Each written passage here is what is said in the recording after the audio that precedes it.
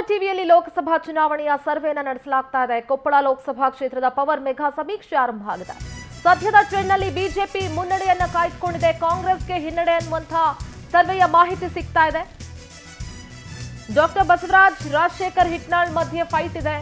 ಕೊಪ್ಪಳ ಲೋಕಸಭಾ ಕ್ಷೇತ್ರದ power mega ಸಮೀಕ್ಷೆ ನಡೀತಾ ಇದೆ. ಸದ್ಯದ ಟ್ರೆಂಡ್ನಲ್ಲಿ ಬಿಜೆಪಿ ಒಂದು ಹಂತದ ಮುನ್ನಡೆಯನ್ನ ಕಾಯ್ದುಕೊಂಡಿದೆ. ಕಾಂಗ್ರೆಸ್ಗೆ ಹಿನ್ನಡೆ ಅನ್ನುವಂಥ ಮಾಹಿತಿ ಸಿಗ್ತಾ ಇದೆ. ಡಾಕ್ಟರ್ ಬಸವರಾಜ್ ಹಾಗೆ ರಾಜಶೇಖರ್ ಹಿಟ್ನಾಳ್ ಮಧ್ಯೆ ನಡೀತಾ ಇರುವಂತಹ ಪೈಪೋಟಿ. ಕಾಲ್ ಮಾಡಿ, ವೋಟ್ ಮಾಡಿ, ನಿಮ್ಮ ಆಯ್ಕೆಯನ್ನ ತಿಳಿಸಿ. ನೀವು ಕರೆ ಮಾಡಬೇಕಾದಂತಹ ನಂಬರ್ 080692059999.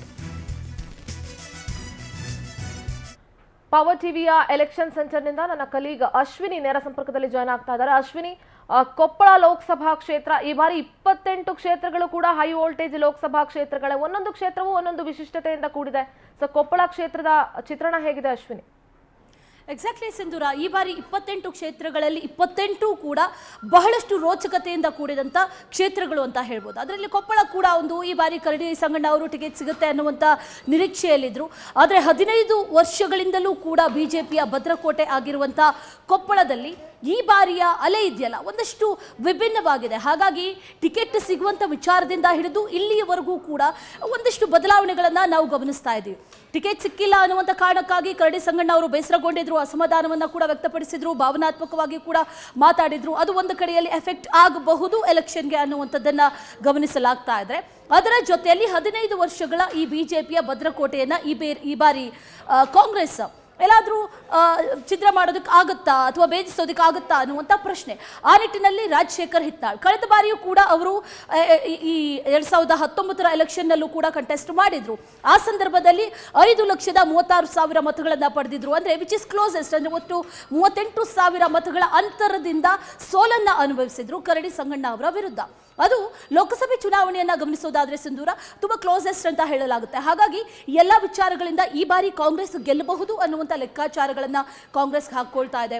ಅದರ ಜೊತೆಯಲ್ಲಿ ಗ್ಯಾರಂಟಿಯ ಬಲ, ಈ ಕಡೆಯಿಂದ ಬಿಜೆಪಿಯಿಂದ ನೋಡಿದ್ರೆ ಮೋದಿಯ ವರ್ಚಸ್ಸು, ಅದರಲ್ಲೂ ಕೂಡ ಇಲ್ಲಿ ಲಿಂಗಾಯತ ನಾಯಕರು ಬಹಳವಾಗಿರೋದ್ರಿಂದ, ಅಂದರೆ ಸುಮಾರು 5 ಲಕ್ಷದಷ್ಟು ಲಿಂಗಾಯತ ನಾಯಕರಿದ್ದಾರೆ, ಲಿಂಗಾಯತ ಮತದಾರರಿದ್ದಾರೆ. ಹಾಗಾಗಿ ಲಿಂಗಾಯತರನ್ನ ಒಟ್ಟುಗೂಡಿಸುವಂಥ ನಿಟ್ಟಿನಲ್ಲಿ ಲಿಂಗಾಯತರ ಒಗ್ಗಟ್ಟು ಪ್ರದರ್ಶನ ಮಾಡಿದ್ದೇ ಆದಲ್ಲಿ ಬಿಜೆಪಿಗೆ ಈ ಬಾರಿಯೂ ಕೂಡ ಗೆಲ್ಲುವಂಥ ಚಾನ್ಸಸ್ ಬಹಳ ಇದೆ ಅನ್ನುವಂಥದ್ದನ್ನು ಕೂಡ ಹೇಳಲಾಗ್ತಾ ಇದೆ. ಆದರೆ ಈ ಬಾರಿಯ ಒಂದು ರೀತಿಯಲ್ಲಿ ಗೇಮ್ ಚೇಂಜರ್ ಅಂತ ಹೇಳೋದಾದರೆ ಬಿಜೆಪಿಗೆ ಅದು KRPP ಪಕ್ಷದ ಜನಾರ್ದನ್ ರೆಡ್ಡಿ ಅವರು ಬಿಜೆಪಿಗೆ ಸೇರಿರೋದು ಈ ಬಾರಿ ಬಹಳ ಬಲವನ್ನು ತಂದುಕೊಡ್ತಾ ಇದೆ ಅನ್ನೋದನ್ನು ಗಮನಿಸ್ತಾ ಇದ್ದೀವಿ.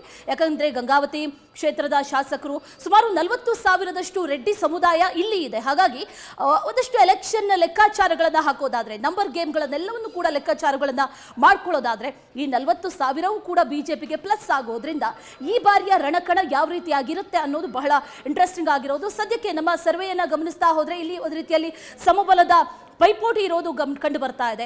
ಕಾಂಗ್ರೆಸ್ ಆಗಿರ್ಬೋದು, ಬಿಜೆಪಿ ಆಗಿರ್ಬೋದು, ಎರಡೂ ಕಡೆಗಳಿಂದಲೂ ಕೂಡ ಮತದಾರರು ತಮ್ಮ ಒಲವನ್ನು ವ್ಯಕ್ತಪಡಿಸ್ತಾ ಇದ್ದಾರೆ. ಸಮಬಲದ ಹೋರಾಟ ನಡೀತಾ ಇದೆ. 9:30ಕ್ಕೆ ಆರಂಭ ಆಗಿದೆ. 1:30ರವರೆಗೂ ಕೂಡ ಈ ಕೊಪ್ಪಳ ಲೋಕಸಭಾ ಕ್ಷೇತ್ರದ ಸರ್ವೆ ನಡೆಯುತ್ತೆ. ನೋಡಬೇಕು ಯಾವ ರೀತಿಯಾಗಿ ಬದಲಾವಣೆ ಆಗುತ್ತೆ. ಈ ಗೇಮ್ ಚೇಂಜರ್ಗೆ ಎಲ್ಲವೂ ಕೂಡ ಕ್ಷೇತ್ರದಲ್ಲಿ ಬದಲಾವಣೆಗಳನ್ನು ತಂದು ಕೊಡುತ್ತಾ ಅಥವಾ ಕೊನೆಯಲ್ಲಿ ಏನಾಗುತ್ತೆ, ಮತದಾರರ ಒಲವು ಯಾರ ಕಡೆ ಇದೆ ಅನ್ನುವಂಥ ಪ್ರಶ್ನೆ ಕಾಡ್ತಾ ಇದೆ ಸಿಂಧೂರ.